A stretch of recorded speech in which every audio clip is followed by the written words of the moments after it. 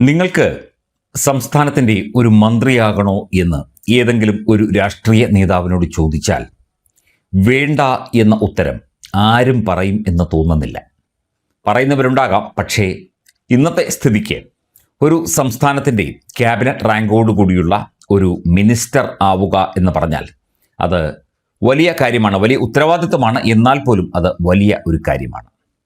ഞാൻ പറഞ്ഞു വരുന്നത് പയ്യന്നൂരിൽ ജയിച്ച വി കുഞ്ഞികൃഷ്ണൻ എന്ന വ്യക്തിയെക്കുറിച്ചാണ്. അദ്ദേഹം നിയുക്ത MLA ആണ്. TI മധുസൂദനൻ എന്ന CPM സിറ്റിംഗ് MLA പരാജയപ്പെടുത്തിയ വ്യക്തിയാണ്. ന്യായവും നീതിയും മാത്രം മുന്നിൽ നിർത്തിക്കൊണ്ട് രാഷ്ട്രീയ പൊതുപ്രവർത്തനം നടത്തുന്ന വ്യക്തിയാണ്.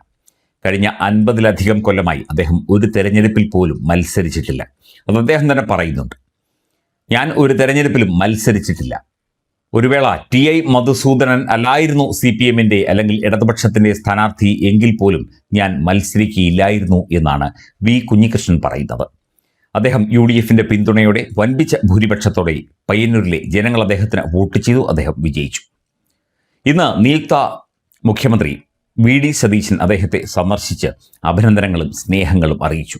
അതിനുശേഷം അദ്ദേഹം നടത്തിയ പ്രസ്താവനയാണ് ഏറ്റവും ശ്രദ്ധേയം.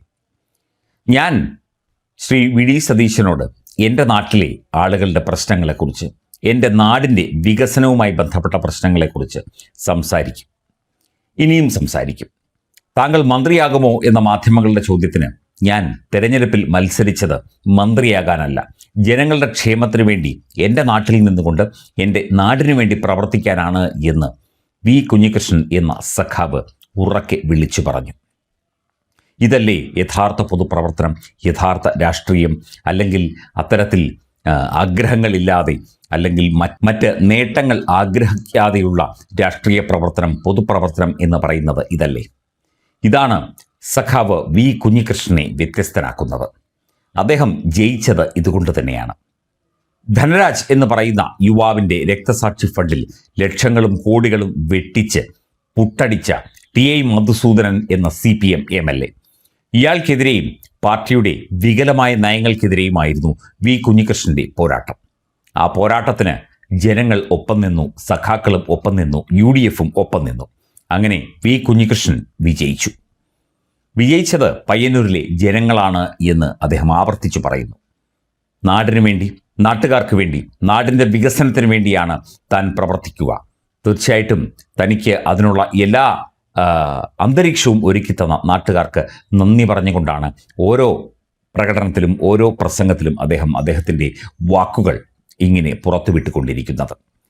തീർച്ചയായിട്ടും നമ്മളെപ്പോഴും പറയും, കേരളത്തിൽ ആര് ജയിച്ചതിലാണ് ഏറ്റവും സന്തോഷം എന്ന് ചോദിച്ചാൽ വ്യക്തിപരമായി ഞാൻ പറയും വി കുഞ്ഞികൃഷ്ണൻ എന്ന വ്യക്തി പയ്യന്നൂരിൽ ജയിച്ചതാണ് എനിക്ക് ഏറ്റവും സന്തോഷം തരുന്നത് എന്ന്. അദ്ദേഹത്തിൻ്റെ രാഷ്ട്രീയ അഭിപ്രായവുമായിട്ടും രാഷ്ട്രീയ ചായവുമായിട്ടും ഒക്കെ തന്നെ എനിക്ക് വ്യത്യസ്ത അഭിപ്രായങ്ങൾ ഉണ്ടായിരിക്കാം. പക്ഷേ വി കുഞ്ഞികൃഷ്ണൻ എന്നത് ജനകീയനായ ഒരു പൊതുപ്രവർത്തകനാണ്. കഴിഞ്ഞ 50-55 കൊല്ലമായി രാഷ്ട്രീയ രംഗത്ത് നിൽക്കുന്നു, ജനങ്ങൾക്ക് വേണ്ടി സംസാരിക്കുന്നു, ജനങ്ങൾക്ക് വേണ്ടി പ്രവർത്തിക്കുന്നു, ജനങ്ങൾക്ക് വേണ്ടി ജീവിക്കുന്നു. അതാണ് VD സതീശനോടും അദ്ദേഹം പറയാൻ പോകുന്നത് എന്നാണ് അദ്ദേഹം പറയുന്നത്. എൻ്റെ നാടിനു വേണ്ടി, എൻ്റെ ജനങ്ങൾക്ക് വേണ്ടി ഞാൻ തീർച്ചയായിട്ടും സംസാരിക്കും. എനിക്കൊരു മന്ത്രിസ്ഥാനമോ എനിക്കൊരു മറ്റ് ക്യാബിനറ്റ് റാങ്കുള്ള മറ്റ് പദവികളോ ഒന്നും വേണ്ട. ഞാനൊരു സാധാരണ ജനപ്രതിനിധിയായി നിന്നുകൊണ്ട്, ജനങ്ങളുടെ ഭാഗമായി നിന്നുകൊണ്ട് ഞാൻ പ്രവർത്തിക്കും എന്ന് നെഞ്ചിൽ കൈവച്ച് പറയാൻ എത്ര രാഷ്ട്രീയക്കാർക്ക് സാധിക്കും എന്ന ചോദ്യം ഇവിടെ പ്രസക്തമാവുകയാണ്. നമുക്ക് ആർക്കെങ്കിലും സാധിക്കുമോ? നമ്മൾ രാഷ്ട്രീയ പ്രവർത്തകനാണെങ്കിൽ നമുക്ക് സ്ഥാനമാനങ്ങൾക്ക് അല്ലെങ്കിൽ അധികാരങ്ങൾക്ക് വേണ്ടിയൊക്കെ തന്നെ പ്രവർത്തിക്കുന്ന എത്രയോ പേരുണ്ട്. അധികാരം മാത്രം ഒരു ലഹരിയായി കൊണ്ട് നടക്കുന്ന നിരവധി പേരുണ്ട്. പക്ഷേ വി കുഞ്ഞികൃഷ്ണൻ വ്യത്യസ്തനാവുന്നത് അവിടെയാണ്. അതുകൊണ്ട് തന്നെയാണ് ജനങ്ങൾ, സാധാരണ ജനങ്ങൾ, സ്ത്രീകൾ, യുവാക്കൾ ഒക്കെ അദ്ദേഹത്തിന് വോട്ട് ചെയ്തത്. അദ്ദേഹം പറയുന്നതെല്ലാം, അദ്ദേഹം പറഞ്ഞതെല്ലാം സത്യമാണ്, യാഥാർത്ഥ്യമാണ് എന്ന് ജനങ്ങൾക്ക് ബോധ്യപ്പെട്ടു. തീർച്ചയായിട്ടും ജനങ്ങളുടെ ഭാഗത്തു നിന്ന് എല്ലാ തരത്തിലുള്ള പിന്തുണയും ആ മനുഷ്യന് ലഭിച്ചു എന്നത് ഒരു ചെറിയ കാര്യമല്ല. അദ്ദേഹവും ജനങ്ങളോട് ഒപ്പം നിൽക്കുകയാണ്. അദ്ദേഹം ജനങ്ങൾക്ക് വേണ്ടി സംസാരിക്കുകയാണ്. അദ്ദേഹം ജനങ്ങളിൽ ഒരാളായി മാറുകയാണ്. അദ്ദേഹം ഒരു ജനകീയനായ ജനപ്രതിനിധിയായി മാറുകയാണ്. അല്ലെങ്കിൽ മാറിക്കഴിഞ്ഞിരിക്കുന്നു. അല്ലെങ്കിൽ അദ്ദേഹം പണ്ടേ അങ്ങനെ തന്നെയാണ്.